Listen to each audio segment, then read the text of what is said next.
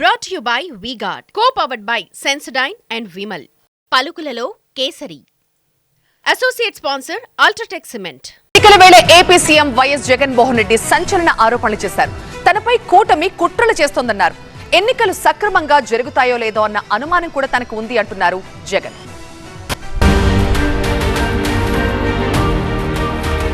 ఆంధ్రప్రదేశ్లో అసెంబ్లీ లోక్సభ ఎన్నికల తేదీ సమీపిస్తోన్న వేళ ముఖ్యమంత్రి వైఎస్ జగన్ తన ఆరోపణలతో ప్రకంపనలు రేపారు. మచిలీపట్నంలో ఏర్పాటు చేసిన భారీ బహిరంగ సభలో ప్రసంగిస్తూ సంచలన వ్యాఖ్యలు చేశారాయన.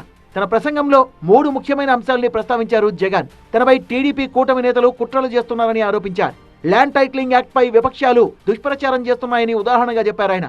ఎవరి భూములపై వారికి హక్కులు కల్పించడమే యాక్ట్ ఉద్దేశమని, వివాదాల పరిష్కారానికి కోర్టుకు వెళ్లాల్సిన పరిస్థితి రాకూడదని ఈ చట్టం తెచ్చామన్నారు జగన్. సర్వేలన్నీ పూర్తి చేసి రికార్డులన్నీ అప్డేట్ చేస్తున్నామని, రైతన్నలకు భూ హక్కు పత్రాల్ని పదిలంగా అందిస్తామని స్పష్టం చేశారు. ఇటీవలి కాలంలో వరుసగా అధికారుల బదిలీలు జరుగుతుండడాన్ని జగన్ ప్రస్తావించారు. పథకాలకు నిధుల విడుదల కూడా అడ్డుకుంటున్నారని ఆరోపించారు జగన్. నిజంగా ఎన్నికలన్నీ కూడా బాగా జరుగుతాయి అన్న నమ్మకం రోజు రోజుకు కూడా సన్నగిల్లుతా ఉంది.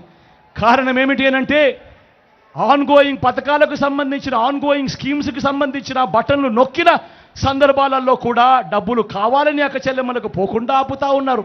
ఇష్టానుసారంగా అధికారులందరినీ కూడా మార్చేస్తూ ఉన్నారు. రావాల్సిన మంచి ఏది కూడా ప్రజలకు జరగకుండా చేస్తూ ఉన్నారు. ఇన్ని కుట్రలు పన్నుతా ఉన్నారు. కేవలం ఎందుకో కేవలం మంచి బీదలకు పేదలకు మంచి చేసే మీ జగన్ ఒక్కడు ఉండకుండా చేసేందుకు ఇన్ని కుట్రలు చేస్తా ఉన్నారు. కొంతకాలంగా ఏపీ బీజేపీ టీడీపీ నేతలు ఐపీఎస్లపై ఆరోపణలు చేస్తూ ఈసీకి ఫిర్యాదు చేశారు.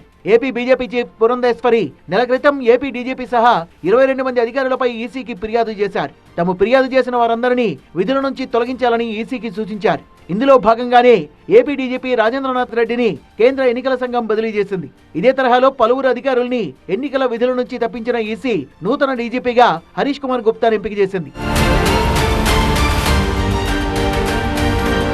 పథకాలకు నిధుల విడుదలకు విపక్ష నేతలు అడ్డంకులు కల్పించిన విషయాన్ని జగన్ ప్రముఖంగా ప్రస్తావిస్తూ ప్రతిపక్ష నేతల కుట్రల వల్లే పెన్షనర్లు అగచాట్లు పడుతున్నారని ఆగ్రహం వ్యక్తం చేశారు. మిగతా పథకాల్లో కూడా లబ్ధిదారులకు డబ్బులు వెళ్లకుండా కుట్రలు పన్నుతున్నారని టీడీపీ, బీజేపీ, జనసేన నేతలపై ఆరోపణల్ని గుప్పించారు జగన్. పేదల శత్రువులంతా ఒక్కటయ్యారని, 2 లక్షల కోట్ల డ్రగ్స్ తీసుకొచ్చామని కూటమి నేతలు తమపై దుష్ప్రచారం చేశారని, కానీ ఆ డ్రగ్స్ తీసుకొచ్చిన వాళ్లు తమ వాళ్లే అని బయటకు రావడంతో బాబు కూటమి గప్చుపోయిందన్నారు జగన్.